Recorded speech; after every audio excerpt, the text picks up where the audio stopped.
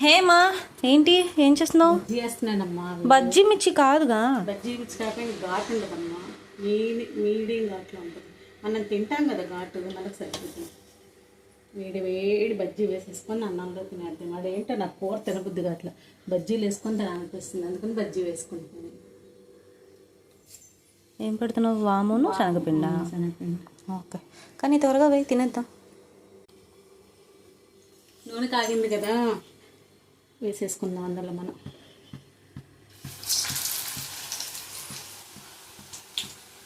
బజ్జీలు వేసుకుని తినేద్దాం.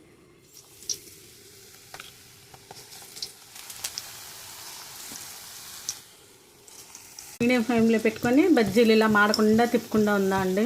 మిగతా బజ్జీలు కూడా వేసేసుకొని మనం అన్నం తినేటప్పుడు వీడియో పెడతాను, అప్పుడు చూసి. వేగిపోయినాయి కదా బజ్జీలు, తీసేసుకుందాం.